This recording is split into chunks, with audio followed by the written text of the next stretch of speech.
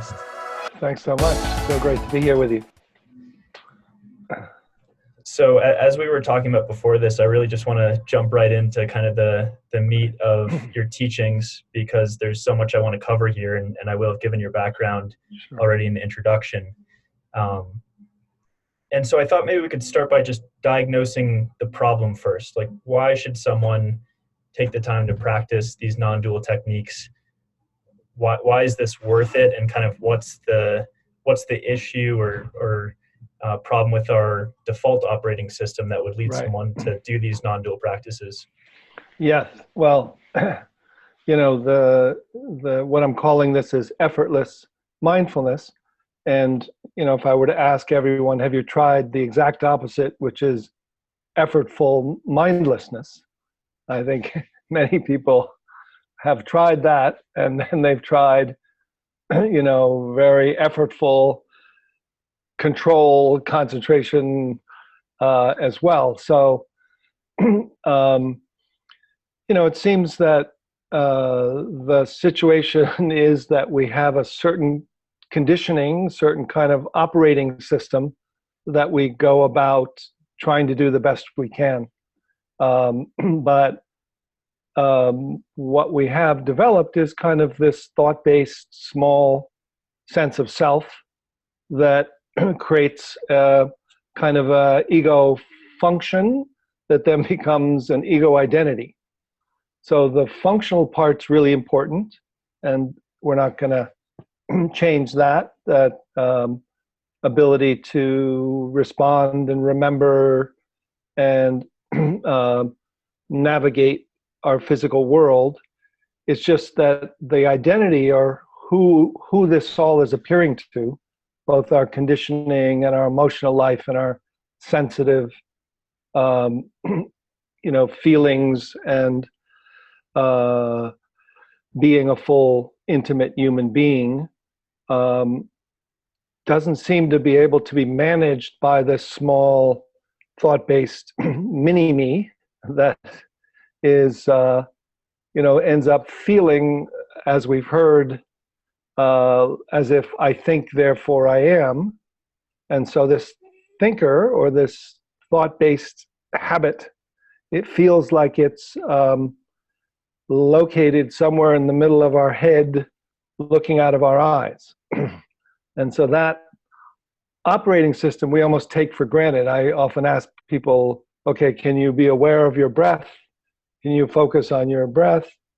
Yes. Now, where are you focusing from? Well, what do you mean? I'm focusing on my breath. Yeah, but where are you? Where's the focuser? And when you look for the focuser, or the looker, or the thinker, or the feeling of me, it's like a seat of consciousness that's somewhere behind our eyes looking out, that these different parts of ourselves, or subpersonalities, or attitudes, or debates happen on this stage. And then one will say, well, I think we should say this. No, don't say that, say this. What about this? Well, that's a pretty good idea, but okay, no, never mind, say this. And then that part of us begins to talk. So this small center, this habit, this this kind of constellation of consciousness that we call the felt sense of me, is a separate sense of self, and our emotional life and our sensitivity as a full human being is too much for this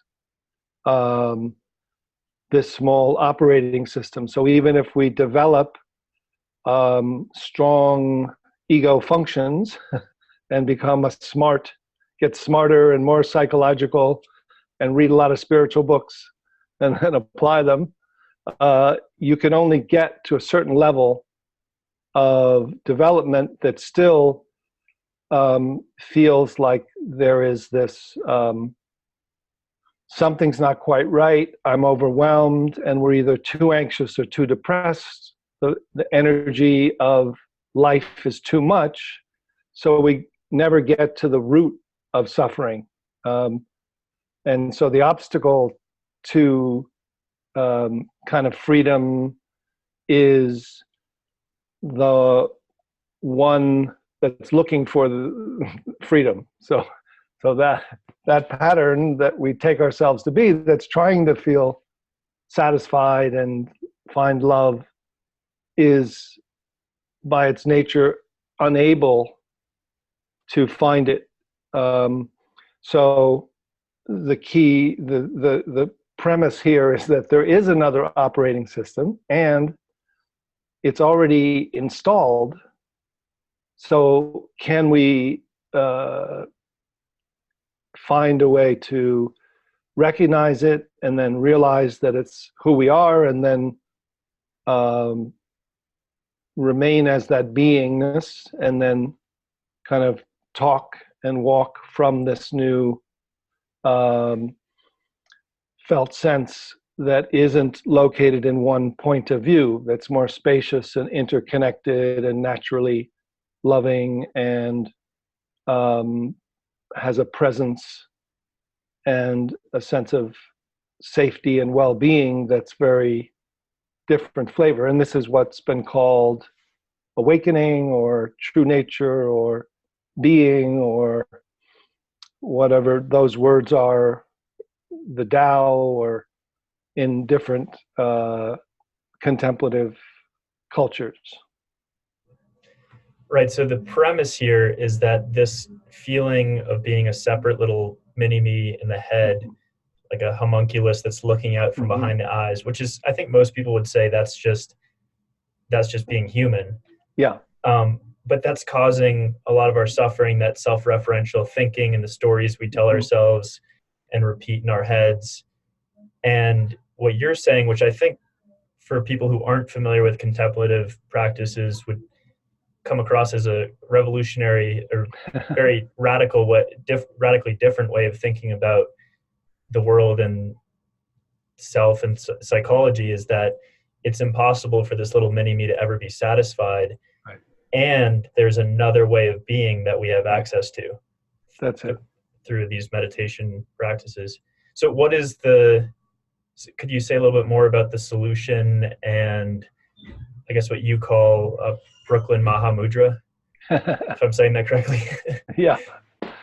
So there, there's, again, it's the reports of these wise gals and wise guys from different cultures and different times in history that have given us this premise that they've discovered there is another way of being that brings immediate relief and is actually an optimal way of functioning, very similar to a flow consciousness, or what's called being in the zone, where a musician or an athlete, most likely, but I think all of us to some degree in some activity, optimally function like a violinist who's in an orchestra, who's practiced 10,000 hours of something, is able to know something by heart. And so you don't have to create a thinker and a doer in order to feel connected to what you're doing and to the other members of your group, and get into a flow that brings this kind of joy and ecstasy, and isn't done from an ego and isn't done from kind of self-referencing. So the premise is for us adults, we've done 10,000 hours of walking and talking and, communicating and relating to other people. So if we can shift into this flow consciousness, we can feel this optimal way of functioning that isn't so self-referential and so much, reliant on the judge and the critic and, the conditioning that is referencing the past and projecting worst case scenarios into the future and creating a kind of hypervigilant scanning for danger predominance, but is actually almost like a Tai Chi master. Naturally, you can just drop into this consciousness and then respond from more your heart, mind, and your head. So it's almost like you're dropping down and opening up and including everything in this already installed awake consciousness. Yeah, I think this will come as a surprise for even experienced meditators who have just been doing deliberate mindfulness. Yeah. Because like I did for years, where the premises that, or the ideas that you might need years and decades of practice to even glimpse this. Right. And you might need to go live in a cave for a couple decades if you really want to get to this state of incredible kind of awakening, or this feeling of being in a flow state all the time. And yet what you're saying is that there's this practice that makes this accessible to all of us, and we can immediately get it and then kind of retrain ourselves until that becomes our default operating system. So it does obviously take practice, but it's something that is pretty accessible from what you've said. Yes. Yeah. I mean, that's my experience. That's a certain tradition of, gradual practice and then direct practice with gradual unfolding. So it's not just instant enlightenment, but from this premise of the direct traditions, the awakeness is not something that's created or developed through practice, like a skill, like learning the violin. There's some initial unlearning, but then it's just letting go and recognizing and discovering and then familiarizing, which is the Tibetan word for meditation, is often translated as familiarize. So we're just familiarizing ourselves with this true nature or nature of mind. And then we'll lose it because the other habit's so strong and the conditioning. And then we'll learn to return. And then we can train to remain, and then it'll take some unfolding, just like you would practice the preliminary practices. The thing is that you can overdo the preliminary practice. And now we're finding from neuroscience that, for instance, shamatha or peaceful abiding, the first preliminary practice, the effect of it can be gotten in other ways, and from your less self-referencing in your brain to your vagal nerve being calmer, and you can find ways to do that fairly easily and differently for different people. So sitting with your eyes closed is one way, but there's other people that can find calm abiding of their body and mind, so they're not hyper aroused or hypo aroused, too sleepy, within minutes or half hour or short time. And then you can go on to the next set of practices, which is recognizing your true nature. So this is kind of this direct practice tradition. It's not meant to be instant, like instant coffee or instant enlightenment, but it is just a different approach that is possible. Well, it certainly seems more accessible to someone like myself and probably a lot of our listeners who are living busy and hectic lives. And I know that you're in New York, so I imagine this is just something that is more likely to kind of go viral and have a potential to change our society and culture than some of the more deliberate mindfulness practices, which is why I find it fascinating and why it's become my main practice. So, but I think, and I've heard you say in the past that this is kind of like riding a bicycle, where you could read all the books that you want about riding a bicycle.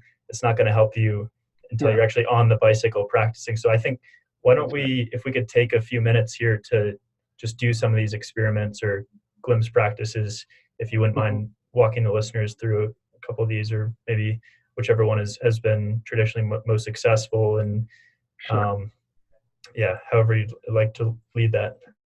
Yeah, and just to say, like you were saying, Liam, that this, though it's seemingly been called an advanced practice, once you learn the basics, it's actually as simple. And having taught both kind of deliberate mindfulness and effortless mindfulness, they take about the same amount of time, but to learn and to get the basics of it. But then the result is completely different, because you're already accessing your calm, loving nature rather than just calming your body and mind. And it's practiced, as you said, with small glimpses many times during the day. So rather than long periods of retreat or sitting meditation with eyes closed that you have to be in a quiet place, once you learn how to move your awareness from its current attachment or identification, have it drop or open and include, or just untie the knots that are currently habitual, so that you return to this natural way of seeing from being and doing from being. You are able to go right back to whatever work you're doing and begin to type or talk or walk or relate or create. So it's these 1 to 5 minute shifts of consciousness, and they are mostly done with eyes open. So I'm doing them on the subway of New York City, or just looking above your computer, or looking out the window, or taking a walk, what would be a water break or coffee break, or you just take a break and shift into your true nature, and then begin to kind of train your neuronal network or your humanness to get on board with your beingness, so that you start to slowly, develop a more, a new normal of awakened consciousness in everyday life. So that's just to keep saying a little about that. Short, glimpses, small glimpses, practices. So the first one would be just to begin to notice the current constellation of consciousness, as the first mindful awareness that we've gone from being a baby, which is an alive being that isn't operating from thought-based knowing. Yeah. So a baby is just alive and awake and smiling and responding. And then as we develop, at about 1.5 to 3 years, we develop a kind of self-consciousness, or called self-awareness, that splits our mind into two and develops this commentator that says, don't touch the stove. You shouldn't touch the stove. It's too hot. And then you start talking to yourself and internalizing and creating this commentator, this ego function that feels like it's me. And it's actually talking to yourself saying, yeah, you shouldn't, touch the stove. Remember what happened? You got burnt. Oh, I did? Well, maybe I want to touch the stove. Well, so you start to kind of split off your consciousness, but you develop this stage or this location of thought-based functioning that ends up feeling like an ego identity. And its functioning is important because it's trying to solve problems. Should I cross the street if it's a red light or a green light? Where's the food? But then it's trying to solve the problem of satisfaction, and it's trying to solve the problem of identity. So it keeps trying to solve the problems it can solve, but then when it tries to solve the problem of who am I and how do I find this interconnection and love that I already am, it just keeps going around this hamster wheel, never able to let go enough. So the first inquiry, with the premise that there is a kind of awareness-based knowing that's already here, that you can be aware from. And what would happen if you let that problem solver relax for a moment or a minute or two, and you were able to look not to the problem solver or from the problem solver, but feel what's here and where you're aware from, you might immediately get a taste of your essential nature, which is alert. So the inquiry that you can try in a moment is to ask yourself what's here if there's no problem to solve on the level of identity. And then you'll just understand that, and then let the problem solver relax, and then feel with awareness what's here and where you're aware from. So the inquiry is simply, what's here now when there's no problem to solve on the level of identity?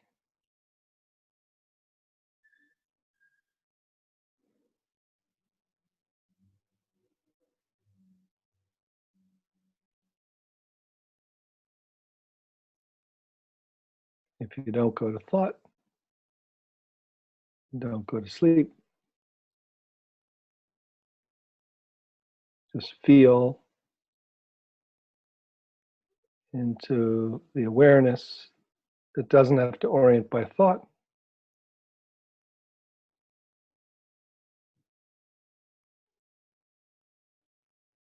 And just being. Just notice what's absent.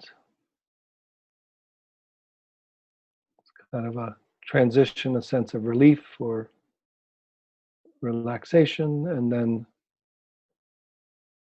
kind of some kind of alertness or peace, silence. For some, it's different for everybody, the kind of quality and the feeling of being. And just notice kind of a more open quality when you step out of this point of view,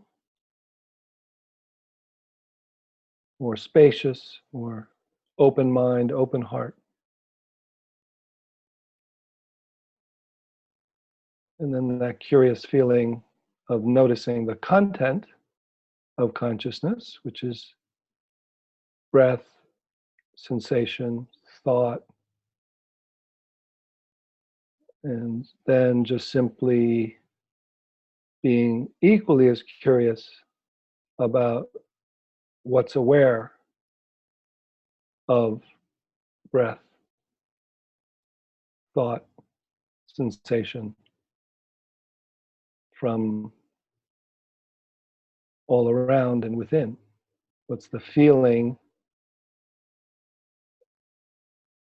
of this awareness, and where is it aware from if it's not aware from the center of your head?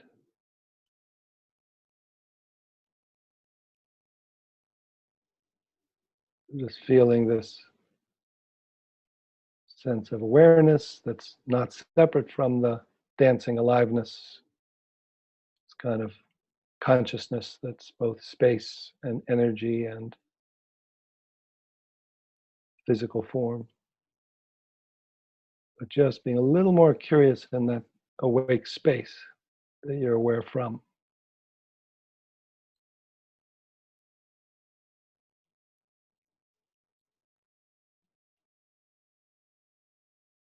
It's not spaced out, it's equally inside and out. That you could respond from, you could move your hand from, you could use thought from here, but you don't have to move your hand and you don't have to go to thought to be alert, embodied, interconnected. and notice this peace of mind and an open heart.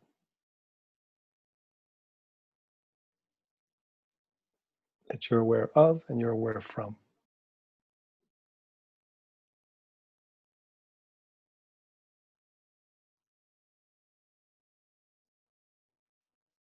Yeah, so this feels very good. And what I will say, so when I first started doing these practices and that instruction, or I guess you call it a pointer or a glimpse instruction of saying what's here now when there's no problem to solve, immediately I could feel the problem solver get very uncomfortable and start to rattle around. Who, me? Like what? And then it starts thinking about what should I be doing now if I'm not doing anything.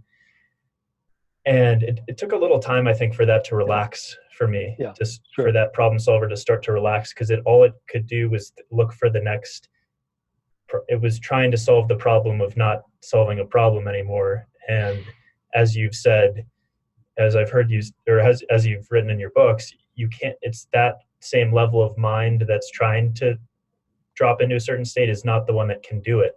So the part that you're trying to relax is the part that's preventing you from accessing this state of natural awareness. And it really does seem like an unlearning, because as you mentioned, like as a baby, this is how they experience the world. And then over time, we form this sense of self that becomes so strong. And in one of my other conversations with Mark Leary, he talks about kind of this evolution of a self and how it came into being, which was really fascinating. But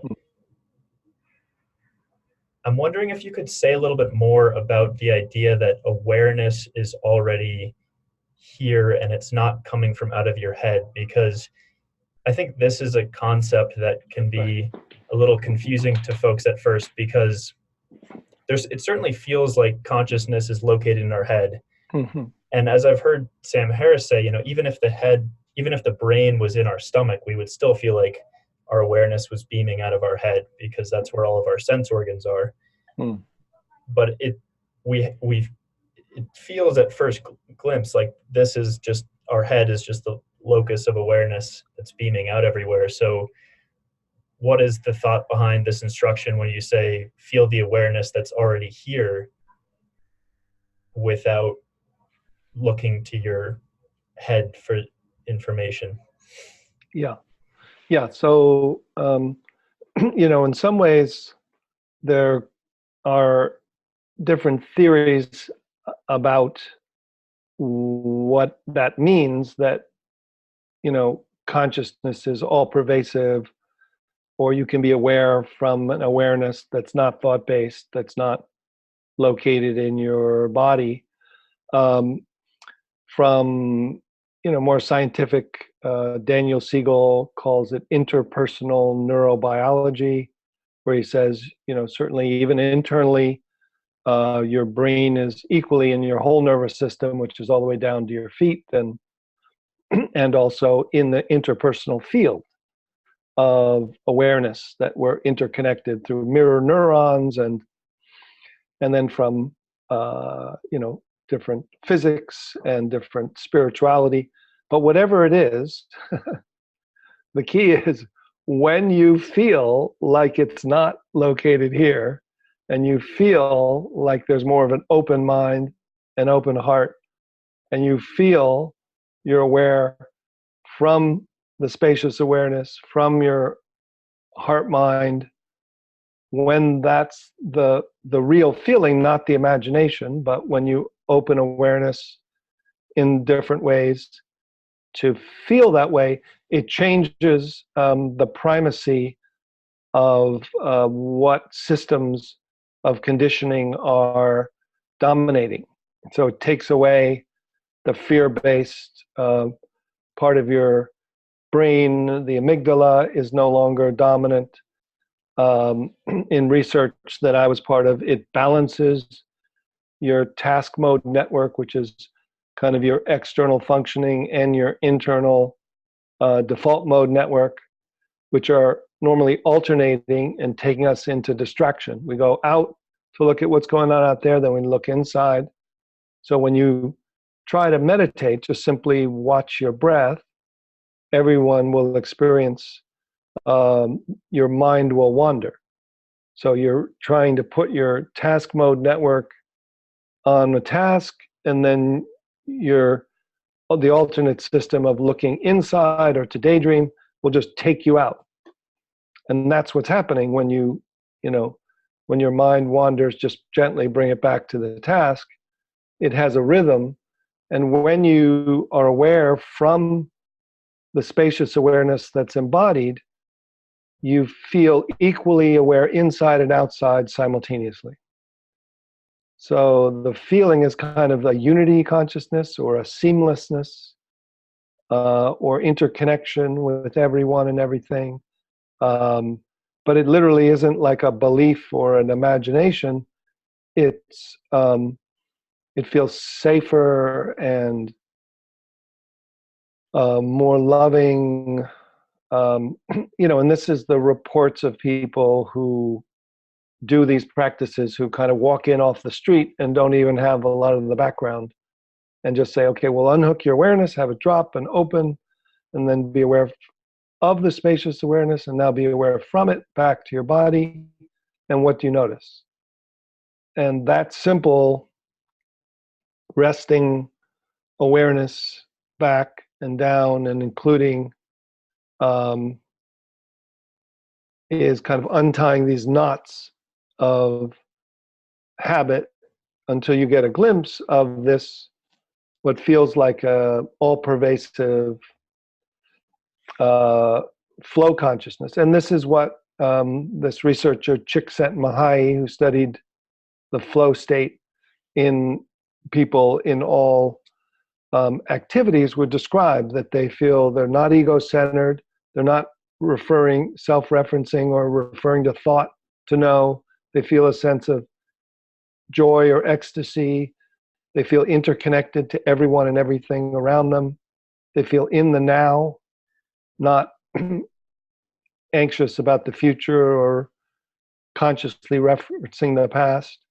So, those who are listening, I find that you probably do something in your life during your free time that you enjoy to take you out of this small sense of self and into more interconnected, embodied flow. So whatever you do for fun or to relax, walking in nature, dancing, art, music, is an activity that's a doorway into the first stages of this consciousness, and we almost crave it because it does relieve suffering, but we don't know that we know it. We don't know that that's what we're doing. We think, oh, it's dancing. Oh, it's only in nature. It's not on the subway. I have to go to this one mountain that I climb with my friends, or gardening, or something like that. Or meditating at a retreat, so that we go on a retreat and we feel this way, and then we think, oh, I got to go back to work and I'm not going to be able to go on another retreat for 6 months or a year. Oh, well. But the premise here is to feel that way you feel when you do the thing you do, that's a doorway. Can you feel that intentionally and feel what kind of you do in a way to shift your consciousness through the activity? Can you kind of feel how to do that no matter where you are or what you're doing?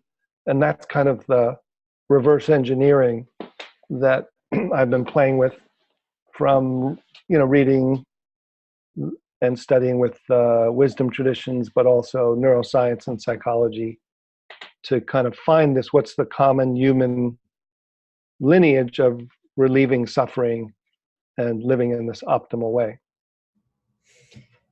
It does seem to me that this requires a certain degree of metacognitive awareness and remembrance, I guess, because I could spend 90% of my day lost in the stream of my thought Yeah.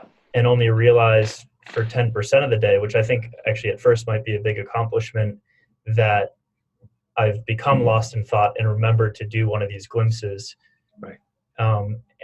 So just to bring it into a real world scenario for the listeners, Yeah. let's say that you're taking a shower and you find all of a sudden you realize that you've started thinking about a really painful memory, Mm-hmm. an awkward encounter at work that you can't stop thinking about. And so you're just living out this negative experience.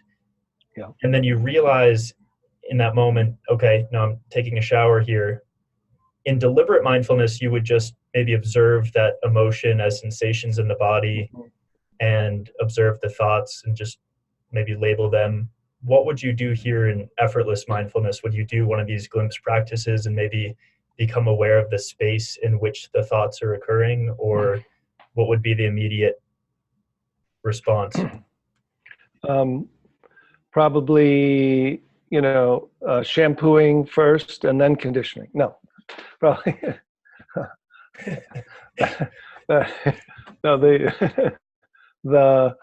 So rather than feeling the sense of being caught or attached in that emotional memory, you'd feel that that's happening is kind of a collapse or a contraction or an identification or attachment. So whatever all those words, or an enmeshment. So basically you're kind of possessed or taken over or contracted into the emotion, or the other way to look at it is there's a part of you that's upset. So those are two systems. I use both those systems. In the deliberate mindfulness, it's an emotion, a thought, a story, a belief. In more psychological, walking around everyday life, there's a part of you that was triggered, and a part is like thought, feeling, sensation, emotion, and worldview that got contracted at a certain time in your life, that gets triggered and hurt and has a certain, they don't see me, or I don't, has a view. And then another part is kind of a protector view that says, oh, I'm really angry about that you're hurt. So one of those two will take you over.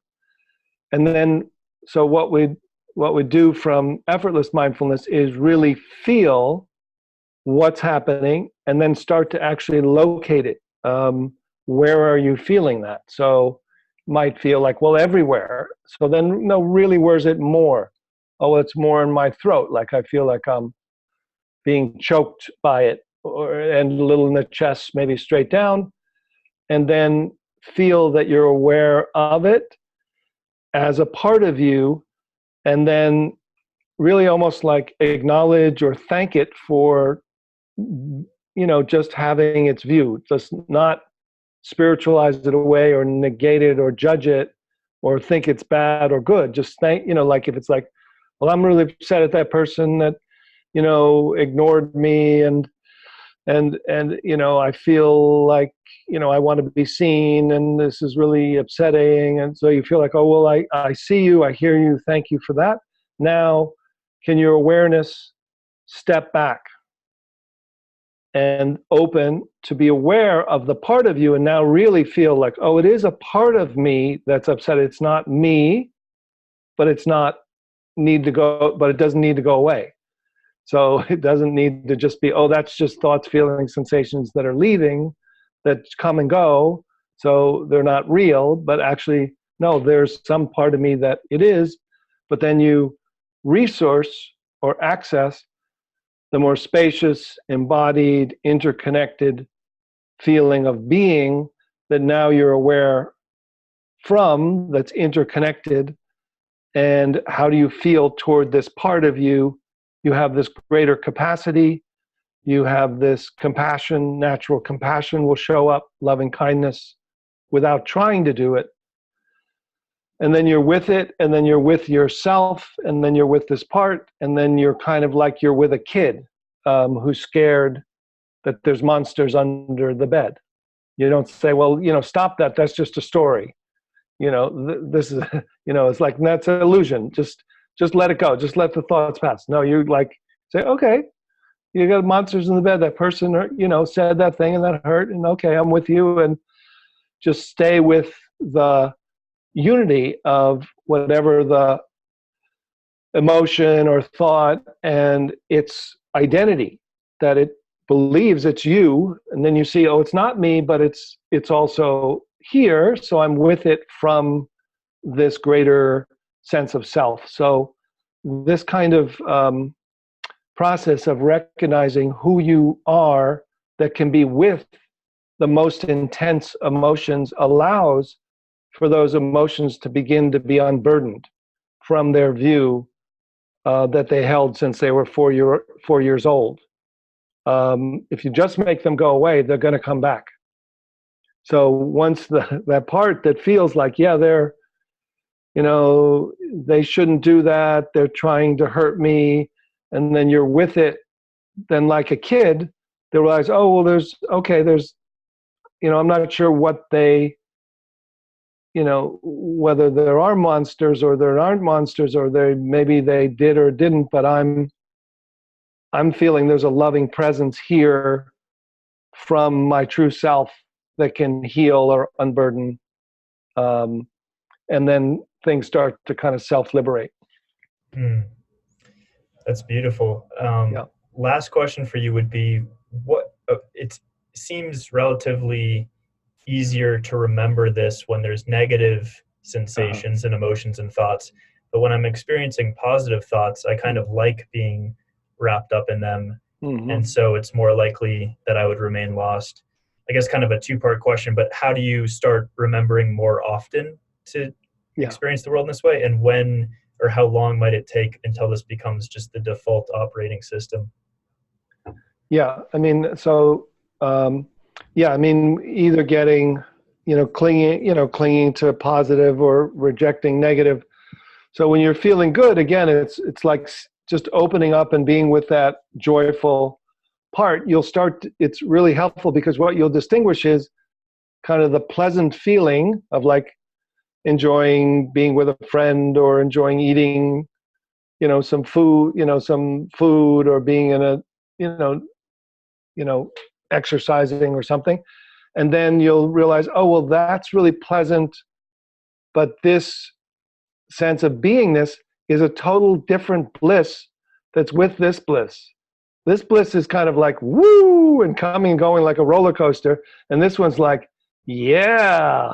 And then and then there's a negative emotion. This one's still like, yeah, that's life too. That's another roller coaster. That's a scary roller coaster. Oh, that's a fun roller coaster. Or but this new sense of emptiness, bliss, or compassion, or unconditional loving awareness, you start to distinguish, oh, this is always here or available and doesn't come and go and doesn't go up and down, pleasant and unpleasant, but it doesn't stop pleasant and unpleasant from happening on a human realm. It just can be with the full human experience in a way that it's kind of with, again, almost like a child that is having a childlike human life that's bumped its knee, or, things didn't work out, or they did work out, or congratulations, and, all the ups and downs of